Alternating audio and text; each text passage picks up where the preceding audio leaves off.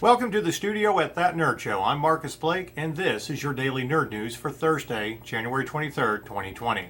Our top story of the day. Captain Marvel 2 is officially in the works with WandaVision writer Megan McDonnell. Marvel is moving the action from the 1990s to the present day with this movie. The company has tapped rising scribe Megan McDonnell, the staff writer on the Marvel-based series WandaVision, to pen the script for a follow-up to the 2019 movie that starred Brie Larson and Samuel L. Jackson. McDonnell is in the final negotiations to seal her deal. Sources say that Anne Broden and Ryan Fleck, who co-wrote and directed the initial film, will not return to helm the sequel, but are in talks to remain in the Marvel Universe and direct a possible Disney Plus series. Marvel is hoping to find a female filmmaker for Captain Marvel 2 and is eyeing a potential 2022 release. Details of any high-flying take were not revealed by Marvel, but the new story will move the settings from the 1990s of the original movie to the present day, as mentioned before. In other news, Rosario Dawson will star in the Ava DuVernay's DMZ at HBO Max. She'll be playing the lead role in DMZ, based on the comic book of the same title. The potential series is set in the United States torn apart by a second civil war, leaving Manhattan a demilitarized zone, the DMZ of the title. DMZ is based on the Vertigo comic by Brian Wood and Ricardo Berchelli. It's set in the near future where the island of Manhattan is a no man's land separating the two sides in a bitter civil war. Dawson will play Anna, a fierce medic who saves lives while desperately searching for her lost son, as she contends with gangs, militias, demagogues, and warlords who now control the lawless island. She becomes the unlikely source of what everyone there has lost: hope. Robert Patino of Westworld is adapting the comic and will serve as the showrunner on the pilot. DuVernay will direct and executive produce with Patino. The pilot comes from DuVernay's Array Filmworks and Warner Brothers TV, where the When They See Us and Queen Sugar multi-hyphenate as an overall deal. In other movie news, Matt Damon will reteam with Ford vs. Ferrari Helmer James Mangold on Don Winslow novel The Force. After Ford vs. Ferrari landed an Oscar nomination for Best Picture, Matt Damon and James Mangold are teaming up again. Damon is attached to the adaptation of Don Winslow's bestseller book, The Force, which Mangold has been developing to direct for 20th Century Studios. There is a potential here for the kind of New York movie that was the stomping ground of one of Mangold's favorite filmmakers, Sidney Lumet. Damon is attached to play Dennis Malone, an NYPD detective who runs an elite crime-fighting squad, but bends the law so often that he loses the line between good and evil and becomes ensnared in a pending corruption scandal. To stop the city's long-simmering racial tensions from exploding, he must reconcile the idealistic guardian he still views in himself to be with the corrupt cop he's become. He's under siege from all sides: Harlem drug gangs, the mob. He's in bed with brother cops he's about to destroy, the mayor's office who fears what he knows and who he can implicate in a federal investigation, which wants to put him behind bars. But most of all, he struggles with the Faustian bargain on the table that will require him to testify against his loyal but dirty team. Weighing loyalty to them versus his own family, Damon has also played a compelling corrupt cop in the movie The Departed, which was directed by Martin Scorsese. But as he mentioned, the role will hold different complexities. In other TV news, Veep's Sam Richardson will star in Josh Ruben's horror comedy Werewolves Within, written by Mishna, Wolff. The project will be based on the virtual reality video game by Ubisoft and adapted by screenwriter and best-selling author Mishna Wolff. Similar to the Assassin's Party game, the Werewolves Within fantasy video game is set in a fictitious medieval town where a werewolf is attacking the townspeople. In a mafia-style format, the players of the game must guess who among them is the werewolf in disguise. Werewolves Within is being produced by Jason Altman, Margaret Boykin, Andrew Lieberman for Ubisoft Film and Television. Matt Miller, Natalie Metzger and Benjamin Wiseman for Vanishing Angle, and Sam Richardson. The project originated from Ubisoft Film and Television's inaugural Women's Film and Television Fellowship, where Wolff secured a script deal for her Werewolves within Film Pitch. Also in TV and streaming news, there is an Alex Cross TV series in the works at Amazon. We announced last week that there was a Jack Reacher series in development. Well, now Alex Cross, that TV series is in the works at Amazon, based off of James Patterson's Alex Cross novels. The crime, the mystery, and thriller New York Times bestselling novels focus on Metropolitan Police Department detective and father Alex Cross, as he faces threats to his family and the city of Washington, D.C. The book series, which is ongoing, currently consists of 29 books. It's not known yet which specific novels will be adapted for the series. The project hails from Amazon Studios, Paramount Television Studios, and Skydance Television. James Patterson and Bill Robinson will executive produce for James Patterson's Entertainment Company, and David Ellison, Dana Goldberg, and Marcy Ross will executive produce for Skydance. The character Alex Cross has previously been featured on the big screen by Morgan Freeman and, of course, Tyler Perry. Played the title character in the 2002 reboot film called Alex Cross, a very loose adaptation of Cross, the book. Nothing is known yet of who will play Alex Cross in this series or when it will premiere, but we will keep you up to date as we know more. In other streaming news, Quibi's action thriller starring Liam Hemsworth and Christopher Waltz gets an official title. The official title is The Most Dangerous Game. Jeffrey Katzenberger and Meg Whitman's forthcoming short-form video platform has also released its first teaser artwork featuring stars Hemsworth and Waltz. The series from Scorpion creator Nick Santora, Gordon Gray, Silver Reel Pictures, and CBS Television Studios explores the limits of how far someone would go to fight for their life and their family. Desperate to take care of his pregnant wife before terminal illness can take his life, Dodge Maynard, played by Hemsworth, accepts an offer to participate in a deadly game where he soon discovers that he's not the hunter, but he is the prey. Waltz plays Miles Seller. The cast also includes Sarah Gordon, Zach Cherry, Aaron Poole, Christopher Webster, Billy Burke, and Natasha Bordizzo. Santora will write and executive produce the series. And Emmy-nominated director Phil Abraham of Mad Men will direct and also executive produce. Gray and Silver Reel Pictures are executive producers. CBS TV Studios is what produces for this Quibi show. More about that series as we get closer to its release date and more news coming out. All right, now we turn our attention to gaming. And although we've previously given news about video games, we are not above giving news to tabletop RPGs, which sometimes are based on actual popular video games. So this was a little bit of exciting news for us, because not only have we played this particular video game, but we are also a fan of tabletop RPG games at That Nerd Show. So here is your news for the day.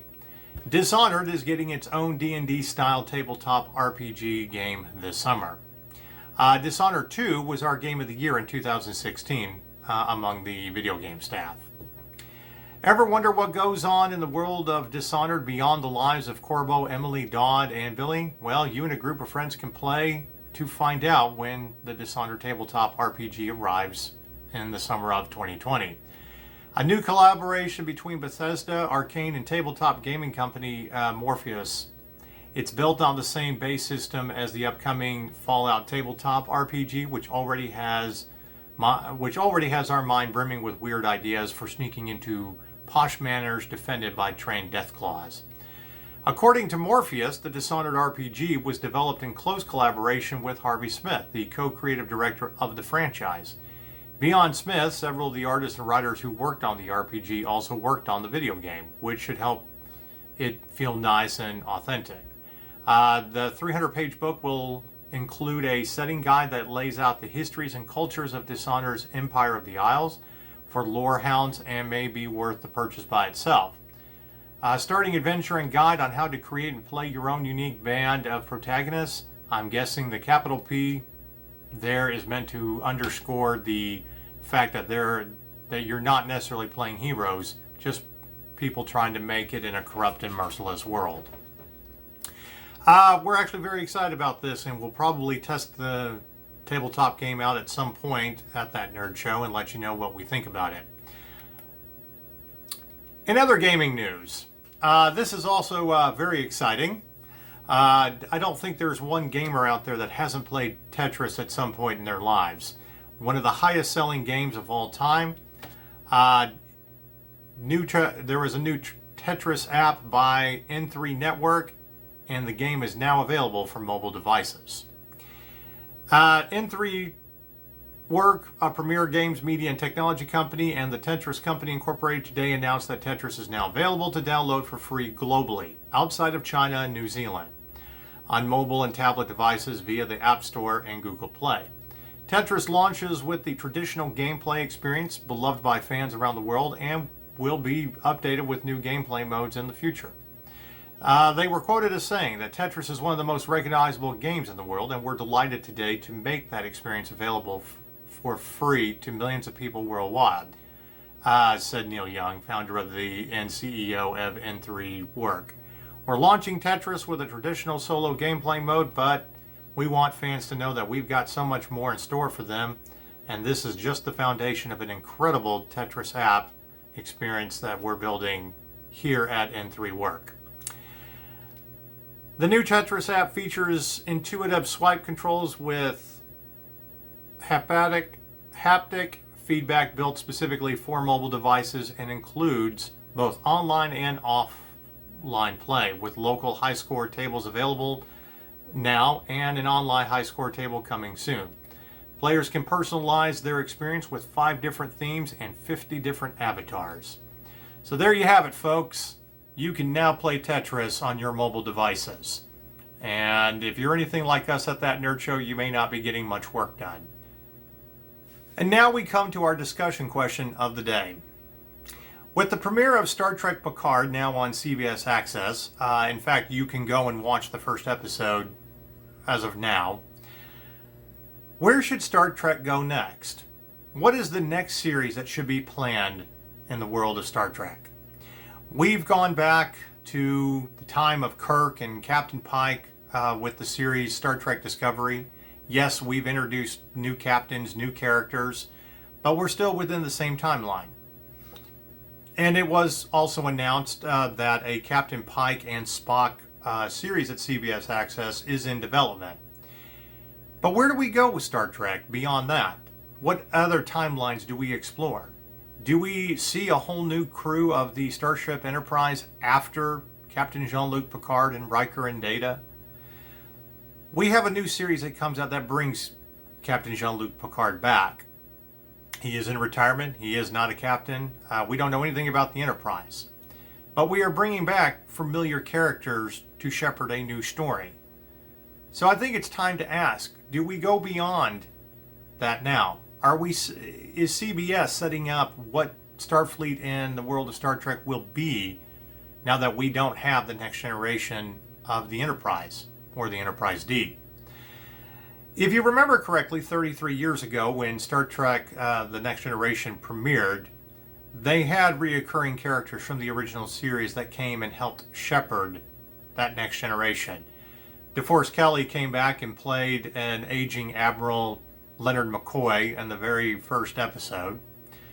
Spock came back and was in a 2-part episode in season 3.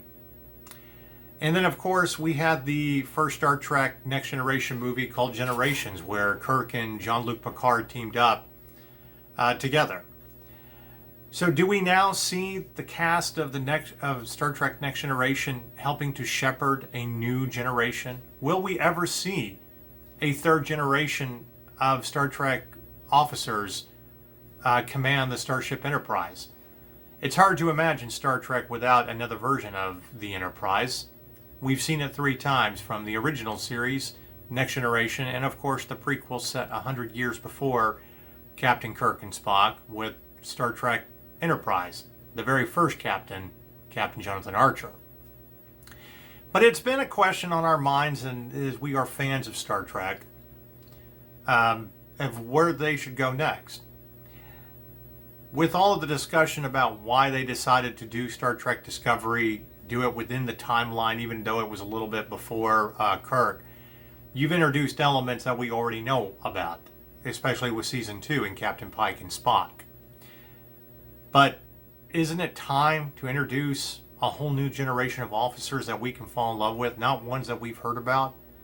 And I get why it's a good thing to have a Captain Pike series, because we've never had a Captain Pike series before. We only know about his history through the eyes of the people he mentored. He was only introduced after acid had destroyed his body in the original series. And of course, while we do know a little about him in the J.J. Abrams timeline, and he was played by Bruce Greenwood, which is great, we never really got to see him on the, commanding the Enterprise in an episodic fashion, and what his relationship was with Spock before Captain Kirk commanded the Enterprise. So I understand that, and I am personally looking forward to that series, as many other Star Trek fans. But it still begs the question of where we go next. Star Trek is about exploration, and the world isn't going to stop beyond the 23rd or beyond the 24th century. Okay? It's hard to imagine that there wouldn't be a Starfleet or a world in the 25th century, and that there wouldn't be an Enterprise. Yes, we've already had it teased that Starfleet doesn't exist, 1,000 years, in the future after, in Star Trek Discovery. And if you haven't seen the series and I'm spoiling that for you, I'm sorry. But that's many hundreds of years until we get to that point. What happens in the history of Starfleet? What happens in the history of the Enterprise? Who will command that magnificent ship next? It was a huge deal when there was a new generation of Star Trek officers, or Starfleet officers, and a new captain of the Enterprise when they came with the Next Generation. The show met with, not necessarily disdain, but, there was, fans were a little apprehensive to like this Star Trek until we learned to fall in love with it, which wasn't too hard to do, even though the first season might have been a little uneven. And now we have the great debate: who is the better captain? Is it Kirk or is it Picard? Which series do you like most? Which set of officers do you like most? But I wonder if we'll ever get that same feeling again for another generation of Star Trek fans. Who will be the captain of the Enterprise after Jean-Luc Picard? So where does Star Trek go next? Where do you want it to go next? The world and the universe of Star Trek is so big, and there's still so many stories to tell. Isn't it time that we get to I guess it would be considered a fourth generation if we've had Star Trek Enterprise, the original series, and the Next Generation. But isn't it time that we get to the next crew of the Enterprise? That we gravitate towards a new captain, that we aren't relying on our nostalgia. It's great to have nostalgia help shepherd in a new generation like they did with the original series to the Next Generation. And as much as I'm looking forward to the Star Trek Picard series, and it looks absolutely amazing, and it's already got me excited after watching the first episode, I want to know where we go beyond that. The whole motto of Star Trek is to boldly go where no man has gone before. And I think that also attributes to storytelling. We'd love to know your thoughts. You can tweet us out on our Twitter account, @ThatNerdShow. Where should Star Trek go next? I'm Marcus Blake, and this has been your Daily Nerd News. Until the next time, goodbye.